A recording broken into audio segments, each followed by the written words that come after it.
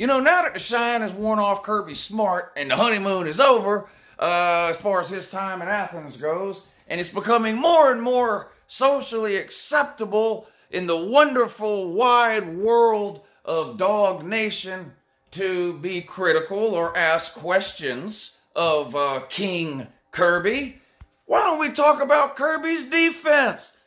I know the offense is the popular talking point right now when it comes to Georgia and the quarterback in particular, for obvious reasons. But that gets beat into the ground. Don't worry, though. I do have a rant video for the Georgia quarterbacks that I can do for you. What was the last one? 250 or 300? 350 likes on this video. I'll do another rant video, maybe about the quarterbacks or whatever. But let's talk about the defense. The defense gets somewhat of a pass under Kirby Smart. And I'm not here to try to convince anybody, Georgia fans or anyone else, that Georgia's defense has been bad. Clearly, Georgia's defense has not been bad. There's been some games where Georgia's defense got lit up against elite offenses, but that's what elite offenses do. They light up defenses. We're in an age right now of offense in college football. The fact that Florida this year, Alabama this year, LSU last year scores a bunch of points on Georgia doesn't prove to me or anyone else with any sense that Georgia's defense is bad. Clearly, Georgia has a good defense. But I want to talk about Georgia's five-star problem on defense. Georgia's not had an issue with recruiting on either side of the ball. Not even at the quarterback position. Well, we've had 3 5-stars. We got one now that can't get on the field. But we've loaded up with 5-stars on the defensive side of the ball. Now, before I get into this, because I already know the Disney dogs are going to be out in full force on this one. What do you mean that player's no good, Lou? Are you an idiot? I'm not saying these players are no good. Okay? When you're talking about 5-stars, the criteria for which they're judged isn't are they good or not. Good is not good enough for a 5-star. Are there 5-star busts? Yes, we all know that. And right now there's somebody in the comment section typing the name of some irrelevant nobody that was a 5-star that ended up not doing anything. And they're typing the name of some 3-star who went on to become an All-American and get drafted high in the NFL, whatever. I know all those things exist, but the law of averages will tell you what most 5-stars are. Now, what does it mean to be a 5-star? Well, according to the recruiting services, they hand out 32 5-stars per recruiting cycle, and in the mind of the recruiting service, each 5-star represents a player who they project has the ability and should be drafted in the first round of the NFL whenever they decide to come out, in theory, 4 years down the road. There's 32 NFL teams. They each get a first-round draft pick. You get 32 5-stars per year in each recruiting cycle. Let's take a look at Kirby's recruiting, which, again, has been amazing. We're going to start with 2017, not 2016. That was mostly Rick's class. So we're going to start with the 2017 class, which was Kirby's first year was 2016. So the 2017 class, he had been in Athens for over a year when this class was signed. This is widely considered to be the first true Kirby Smart class at UGA. 1 5-star on the defensive side of the ball in the 2017 class, and it's our good buddy, Richard Lecount.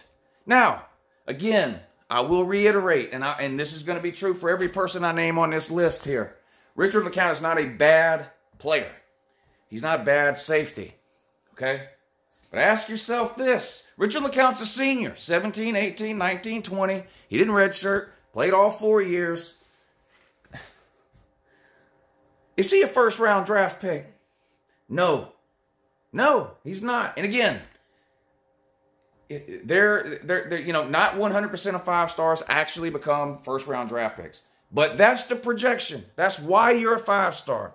Richard Lecount, 4 years at Georgia. He plays safety. Before I get into the stats, what are some things you just noticed from watching Richard Lecount over his time at UJ? How good is he? He's good. He's very athletic. He's in the right place at the right time, more times than not. He's got it up here. He's the quarterback of the defense. He makes sure everybody's lined up correctly on the back end. And he's a big-time hitter. Now, hitting in modern college football, I don't know how valuable that is anymore because it's basically against the rules to hit anybody. Tackling and wrapping up is what matters. Richard Lecount, not very good at that. I famously nicknamed Richard Lecount the human pinball. Why? The guy loves to run into things and then fall over, but he forgets to wrap them up and tackle them. He's gotten a little bit better in that area. Okay, he's gotten a little bit better in that area. And again, he's a good player for Georgia. I'm not knocking Richard Lecount's college football ability or what he's done at UGA. He's been a good, reliable safety at UGA for the last 3 or 4 years. Is he a first-round draft pick? No. And that's what it means to be a 5-star coming out of high school. Okay? There are currently, well, he's not even projected to be one of the first 5 safeties taken in next year's draft. There won't be 5 safeties taken probably in the first 2 rounds. So that tells you right there, he's probably not going in the first 2 rounds next year. He hasn't done anything this year great enough to overcome any of that. So no first-round grade for Richard Lecount. He was a 5-star. 0 interceptions his freshman year. 1 interception his sophomore year. 4 interceptions his junior year. 3 interceptions so far this year. Again, that's good. That's good. Richard Lecount is good. Not great. Not great. Not what you would call a superstar. Right? At least not to me. Has not lived up to the 5-star billing. Is it his fault? Is it Kirby's fault? Is it position coach's fault? Is it development fault? Or was he just one of those 5-stars who wasn't ever really going to be a first-rounder? You tell me. 2018 class for Kirby Smart. 3 5-stars on the defensive side of the ball. And this is where, well, let's just name them. Tyson Campbell, 5-star. 2nd-rated corner in America in the class of 2018. What's he done in his time at UGA? 0 interceptions. This is his 3rd year playing. The guy, he's got 0 interceptions. And he's not even our lockdown corner. Eric Stokes is our lockdown corner on the other side of the field. He was a 3-star, by the way. He's the lockdown corner. Tyson Campbell is actually the cornerback that teams throw it at. They don't throw it at Eric Stokes. They throw it at Tyson Campbell. So this guy gets a million opportunities. 0 interceptions in 3 years. This is unreal. Been at UJ for 3 years. Actually played corner in high school. A lot of people show up in college and play cornerback, and there's a huge learning curve because maybe they played wide receiver or something at the high school level and they project to a DB in college. This guy's been playing corner forever. Again, I'm not saying he's not any good. Now, compare him to the #1 corner from the 2017 class, Patrick Surtain at Alabama. This guy could play in the NFL yesterday, this Patrick Surtain. Anybody think Tyson Campbell's getting drafted in the 1st round by the NFL, whether he comes out after this year, which is his junior year, or whether he comes back and plays another year? Anybody think this Tyson Campbell's getting drafted in the 1st round? No. That's what it means to be a 5-star. Again, not living up to it. Tyson Campbell's been playing for UJ for 3 years, and you can count on one hand the number of times he has turned his head around to look for a ball on a deep route down the sideline. I spend half of my time watching Georgia games yelling about Tyson Campbell. Again, is he terrible? No. Is he going to be a 1st-round draft pick in the NFL? No. Another 5-star who's not lived up to the billing. Is it his fault? Is it Kirby's fault? Is it development? You tell me. Adam Anderson. Who the hell is this? That's a good question. Adam Anderson, outside linebacker, 5-star, again from the 2018 class. What's this guy done? Well, he's been here 3 years now. 18, 19, and 20. So 2.5 years. Guess how many total tackles this standout has? 16. 16 tackles total in 2.5 seasons at UGA. What about sacks? A half a sack in 18, 2 sacks in 19, and so far 20 sacks, or 2 sacks in 2020. My God, 4.5 sacks in 3 years from a 5-star outside linebacker. Unbelievable. 7 tackles for loss. 7. I've seen people have 7 tackles for loss in one damn game. This guy, 7 tackles for loss total in 2.5 years. Guess who the 3rd 5-star was from the 2018 class? Brenton Cox! This guy's down in Gainesville whipping Georgia's ass! 44 to whatever the hell it was. I don't even care. Brenton Cox ain't that good either, Florida man, so don't even start. But the point is, there's another 5-star Georgia guy that's not getting drafted in the first round. At least not with a Georgia helmet on.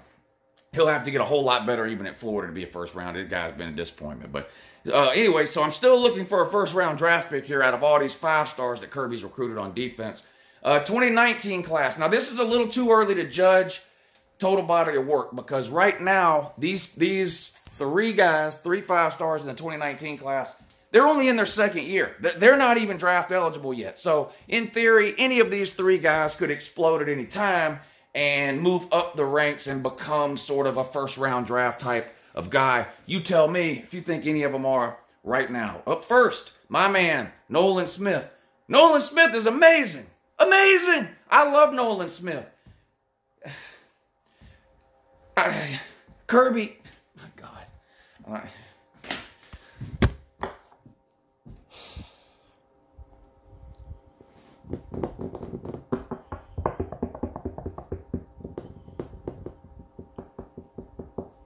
Okay, when you start looking at these guys and some of their stats, you have to keep in mind, Kirby's under the impression that a player should never play more than 2 plays in a row. Why he's under this impression, I don't know, but he rotates players in and out.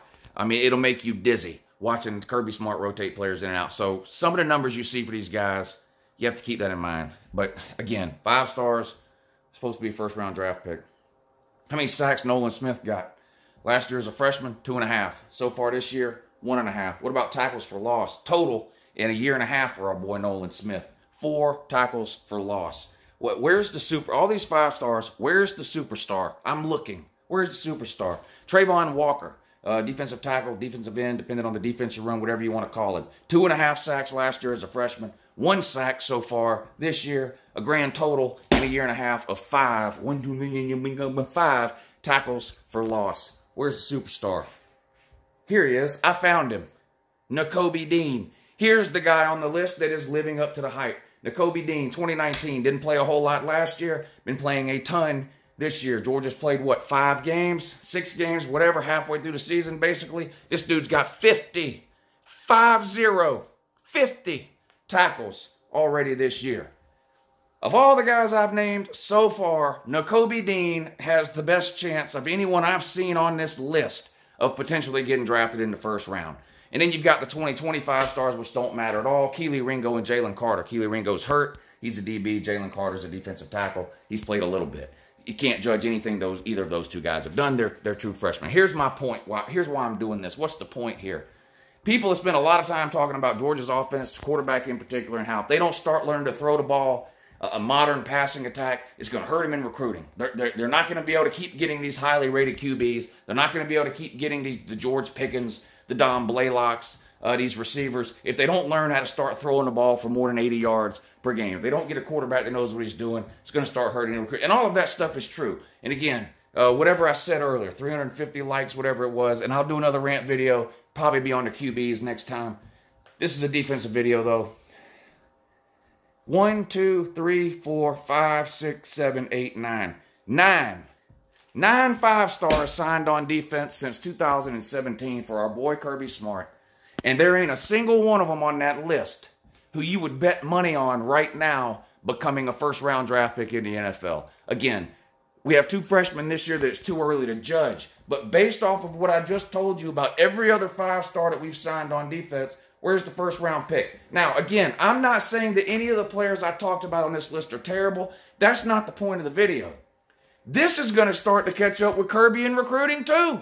Negative recruiting. 5 stars want to be drafted in the first round. Why? Because they're told that's how good they are. You know what the difference you make contract-wise and signing bonus-wise between getting drafted anywhere in the first round versus getting drafted anywhere else in the draft, 2nd through 5 or 7, how many rounds it is now. So where are the superstars on this list? Why do we rotate players in and out? Listen, Nolan Smith, I believe in Nolan Smith. I think Nolan Smith definitely has what it takes to become a first-round draft pick in the NFL at some point. But not playing 10 friggin' plays a game. I don't understand this. I know that depth is great. It's great to have depth. It's great to build depth. It's great that your second team guys are so good that you try to get them on the field. I understand all of that stuff. But you are taking potential game-changing superstar players and turning them into role players.